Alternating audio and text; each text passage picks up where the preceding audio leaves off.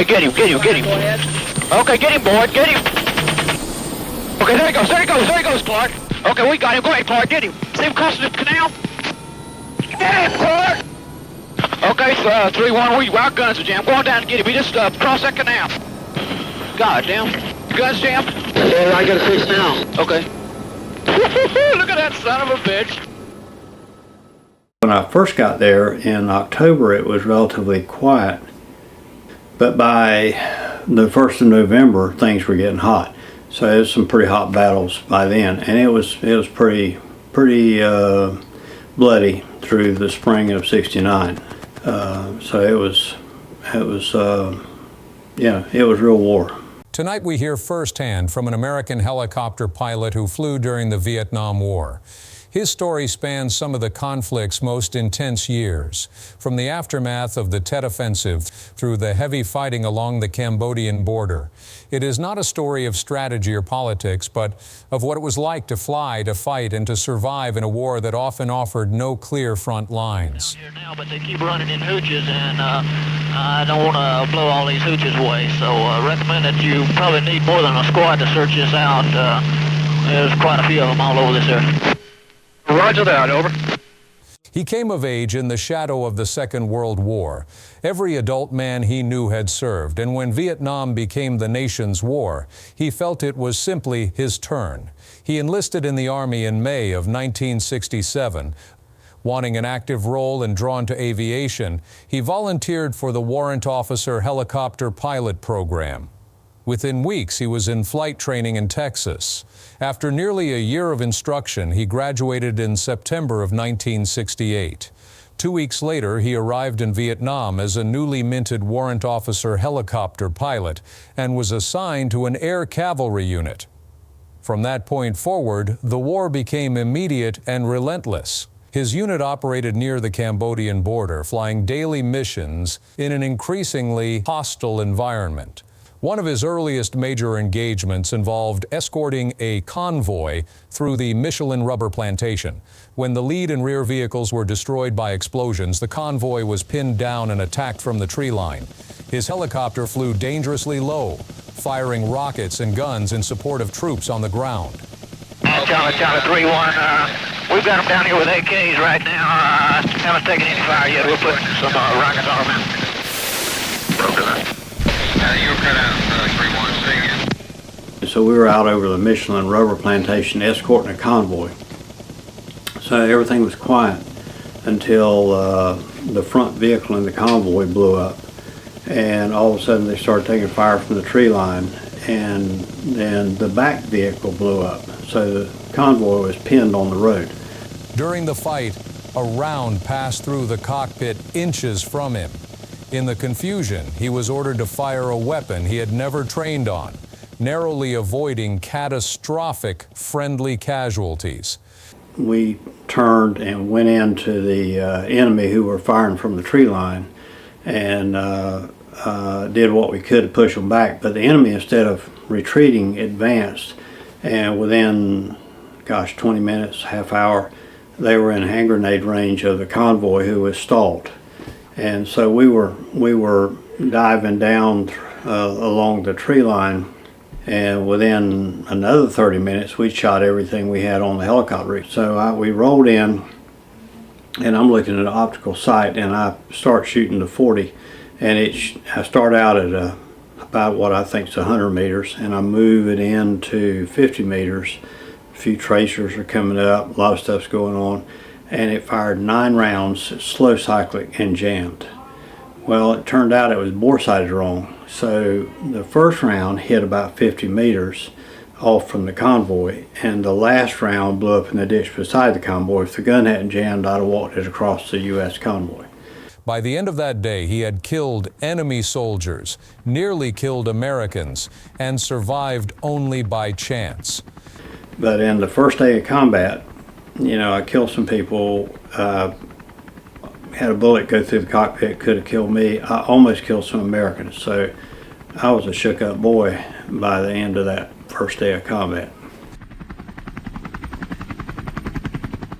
The bond between aviators was deep and personal. He speaks of a tight-knit group of pilots who flew together constantly, trusting one another with their lives. That bond made losses especially devastating. He lost close friends, including one who went down in flames during a rescue attempt. He witnessed helicopters destroyed, crews killed, and others narrowly survived through sheer luck and split-second decisions. So one evening, I was getting ready to, we were going on a night hunter, I think. And Elmore and I were both flying slicks, but Elmore was flying one, and he took off ahead of me to go do something. I don't know what he was doing. And so we were getting ready, and so I got in the helicopter. And when I got in the helicopter, you know, first thing you do is master electric, you know, hit those switches. As soon as you do, got your helmet on, the radios come to life. And the first thing I heard was, "I'm on fire." And it was Elmore. And Elmore said, "I'm on fire, I'm turning around, I'm heading back." So I look, and there comes Elmore way off in the distance, and flame, you know, smoke and flames coming out. Taking fire, taking fire. All right, we have guns on the way. Okay. And Chalk 6 is taking fire.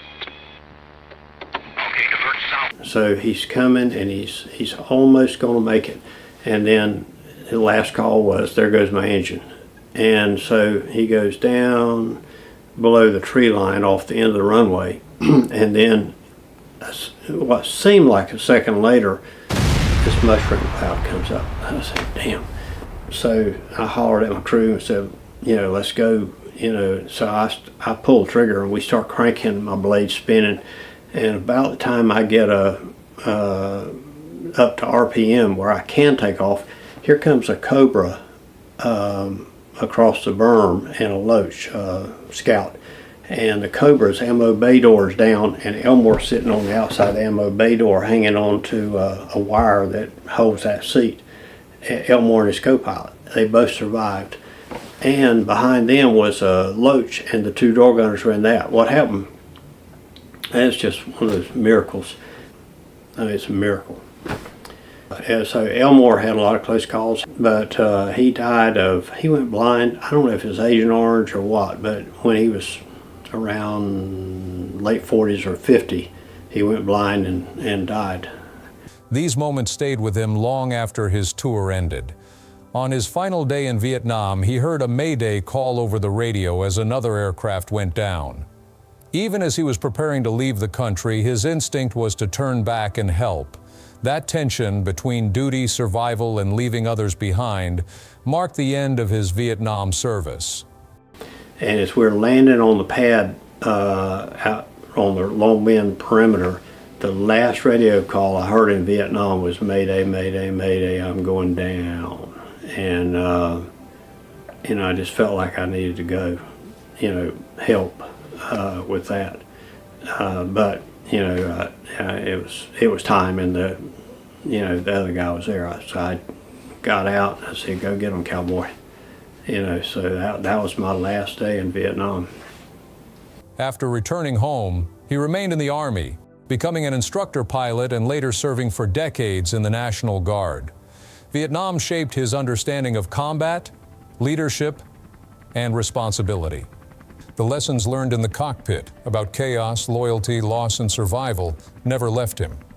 Vietnam was not just a chapter in his life. It was the experience that defined how he understood war, service, and the cost carried by those who fly into danger and come back changed. Roger, this is Sergeant Lee. I'm about 3 minutes out this time. I'm just coming down between the road and the river. We got one up the water up where we're at right now. We're shooting at it right now. I want to hold up here for a few minutes until we can get something figured out. We may go ahead and pull them back over. Loader 86, I roger that. I don't want to... 3-1, you can say again. You're cut by minigun.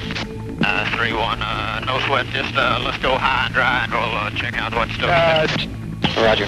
What these people are shooting at, I'm trying to find out right now. 86, roger. There's 300 rounds left in the right minigun. Okay.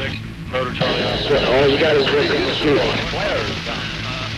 You can check it out if you like. Okay, we'll put another minigun run on it down in the same area. Okay, go ahead. Now 1-6, go ahead and roll in again with me. Go ahead. Okay, there he goes, there he goes, there he goes, Clark. Okay, we got him. Go ahead, Clark, get him. See him crossing the canal? Get him, Clark! It's not working. Where's that? I seen him. Okay, so 3-1, our guns are jammed. Going down to get him. We just crossed that canal. God damn. Guns jammed? Yeah, I got a fix now. Okay. Oh shit. No more miniguns? You're loaded, please. No, negative minigun. Okay, we're gonna put some machine gun on him. Okay, 3-1, did you have him in sight, jumping that canal? Okay, Clark, just open up on that damn, different part there. You see where he crossed it? The other. Now 1-6-3-1, he's got an AK, so watch it. We got another one down here. Where? He's right behind you, down there by 9 o'clock. 9 o'clock? Okay, I'm gonna tell you right now. See him right there crawling? Okay. 12 o'clock low. 2 o'clock low. Right here! Right there he is! 2 o'clock low. Shoot him, man, shoot him. I ain't got no ammo! 1-5 loader, Dallas. Okay, boys, get him, get him. Kill that son of a bitch, right below us. Get your nail. Dallas 6 Oscar, Roger. Here, we got several guys in the canal, over. Keep shooting that son of a... Keep. 6 Oscar, most farm, over. Put the minigun in that canal. 6 Oscar, we got grenades. Get a Wooly P, we're gonna put a Wooly P right on that son of a... Minigun, I got minigun. Okay. 1-5 loader, Dallas 6 Oscar, over.